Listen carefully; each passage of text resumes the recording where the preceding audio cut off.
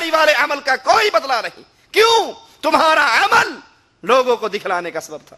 آپ دیکھ لیں انڈیا پاکستان کی مسجدوں میں مسجد کے اندر پنکھا لگوانے والا آئے گا, مولانا یہ پنکھا میری طرف سے لگا دو, اس کے پروں کے اوپر وہ پہلے پینٹر سے لکھوا کر لاتا ہے برائے ایصال ثواب حاجی فلاں ابن فلاں. اگر تو نے اللہ کے لیے اللہ کے گھر میں پنکھا لگوایا ہے تو یہ نام لکھوانے کی کیا ضرورت ہے؟ اور اگر یہ ریاکاری کے لیے ہے تو تیرا یہ عمل برباد ہو گیا. رسول اللہ صلی اللہ علیہ وسلم اس شرک کی بیماری سے امت کو کیسے ڈرا رہے سنیے. اللہ کے نبی فرماتے ہیں من مات وهو يدعو لله ندا دخل النار.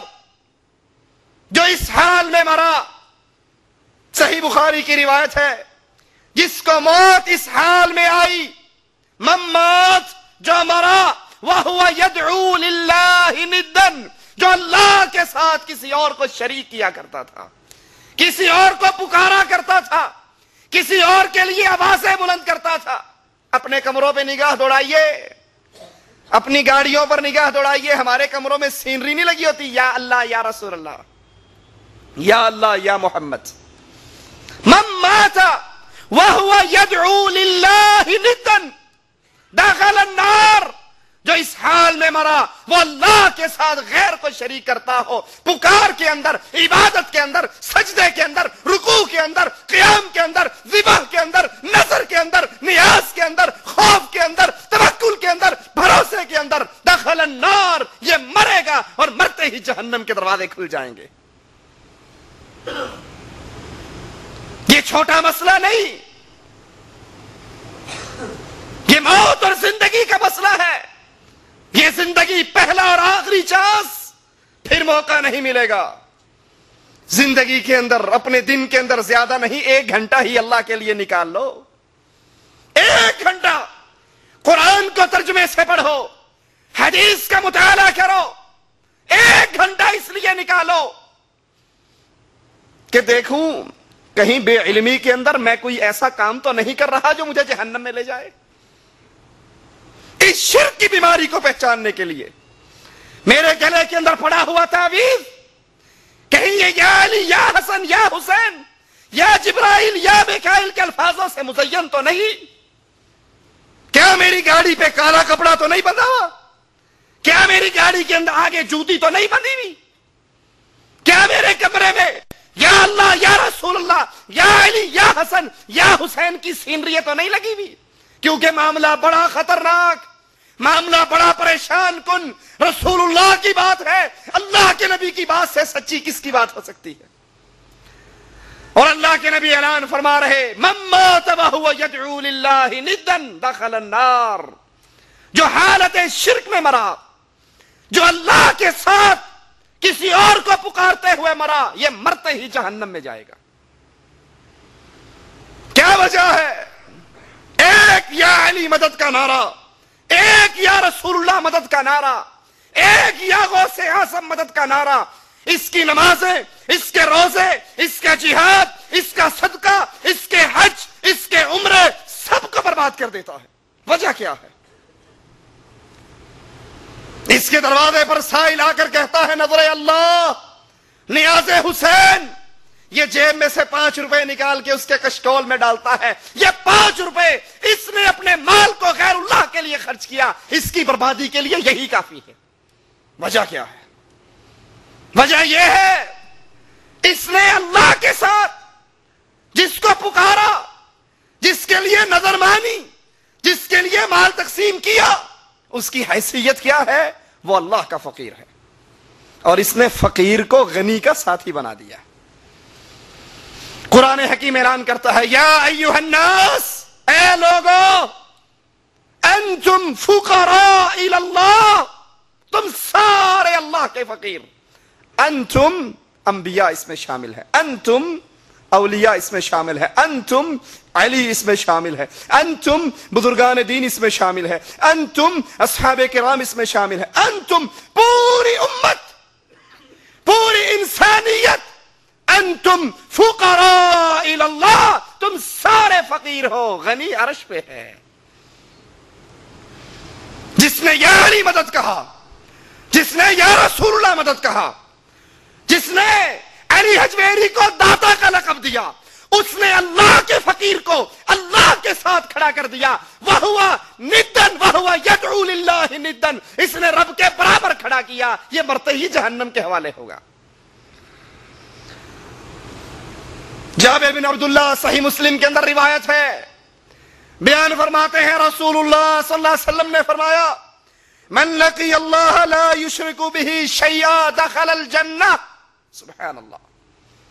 من لقی اللہ، جس کی اللہ سے لقاء ہوئی، اللہ سے ملاقات ہوئی، اللہ کے پاس پہنچا اس حال میں کہ اس نے شرک نہیں کیا۔ اس کی شادی کو 10 سال بھی گزر گئے، پڑوسن نے بہت کیا، تو نہیں مانتی، 4 سال تک مجھے بھی اولاد نہیں ہوئی تھی، بالآخر ڈولے شاہ کے دربار پہ چڑھاوا چڑھا کر آئی، تو نہیں مانتی، لیکن مجھے بھی اولاد بڑی امام سرکار کے دربار سے ہی ملی تھی۔ بولا کہتی رہتی تجھے فلاں بیماری ہے، فلاں حضرت کے قبر کی مٹی لا کے چاٹ لے، تیرا بچہ نہیں بولتا، پیر توتے شاہ کی مٹی چٹا دے فوراً بول پڑے گا۔ تم سنتی نہیں ہے، بہری ہے۔ لاہور کے پیر گھوڑے شاہ صاحب کے دربار سے نمک لا کے سرسوں کا اس کے کان میں ڈال، بابے کی کرامت سے فوراً سننے لگ جائے گا۔ من لقی اللہ لا یشرک بہ شیئا دخل الجنہ، جو اس حال میں اللہ کے پاس پہنچا، بیمار تھا تو اللہ سے شفا مانگتا تھا، غریب تھا اللہ سے اپنی غربت کو دوری کا سوال کرتا تھا، جس حال میں تھا توکل اللہ پہ، بھروسہ اللہ پہ، امید اللہ پہ، نظر اللہ کے نام کی، نیاز اللہ کے نام کی، سجدہ اللہ کے لیے، رکوع اللہ کے لیے، قیام اللہ کے لیے، ہر عبادت میں خالص اللہ کو پوجتا تھا، جو اس حال میں مر جائے وہ جتنا مرضی گناہگار ہو اللہ کی رحمت سے جنت میں ضرور جائے گا۔ وَمَن لَقِيَهُ يُشْرِكُ بِهِ شَيْئًا دَخَلَ النَّارِ، اور جو اس حال میں مر گیا، جو اس حال میں اللہ کے پاس پہنچا، وہ حاجی، وہ زکاتی، وہ جہادی، وہ صدقے اور خیرات کرنے والا، وہ ہر سال رمضان میں عمرہ کرنے والا، کتنا نیک، لیکن بابا جی کے عرس پہ ننگے پاؤں چلا کر جایا کرتا تھا، بابا جی کے عرس پہ چادر لے جا کر اور چادر کے اندر پیسے پھینکتا ہوا جایا کرتا تھا، پھولوں کی نظر بابا کے دربار پہ مانا کرتا تھا، مسجد میں جوتی پہن کے چلا جاتا لیکن دربار پہ ننگے پاؤں ہی جاتا، بابا ناراض ہو جائے گا۔ من لقیہ، جو اللہ کے پاس پہنچا۔ دیکھا ہوگا انڈیا پاکستان میں آپ نے دعوت اسلامی والوں نے سٹیکر چھپوائے، بیج بنائے ہوئے، یا رسول اللہ مدد، اور وہ بیچارے جو اندر باہر سے کالے ہیں انہوں نے بیج بنوائے ہوئے یا علی مدد، جن کا اندر بھی کالا ہے باہر بھی کالا ہے۔ جو اللہ کے پاس پہنچا، جس نے اللہ سے ملاقات کی حالت شرک میں، اللہ کے علاوہ غیروں کو پکارا کرتا تھا، یہ جو ہی اللہ کے پاس جائے گا داخل النار، اس کا مستقل ٹھکانہ جہنم جائے گا۔ خطرناک، بڑی خطرناک بیماری۔ یہ سر میں درد، یہ ٹانگ میں درد نہیں ہے، یہ کینسر ہے۔ سر میں درد ہو تو پیناڈول کی گولی سے کام چل جاتا ہے، اور جب کینسر ہو وہ انسان کو ہلاکت کے منہ میں پہنچا دیتا ہے۔ اللہ کے ساتھ شرک اتنا بڑا کینسر ہے جو اس مرض میں مبتلا ہو جائے، اگر توبہ نہ کرے اور مر جائے۔ محمد الرسول اللہ صلی اللہ علیہ وسلم سے پوچھا گیا آپ کا چچا ابو طالب کہاں جائے گا؟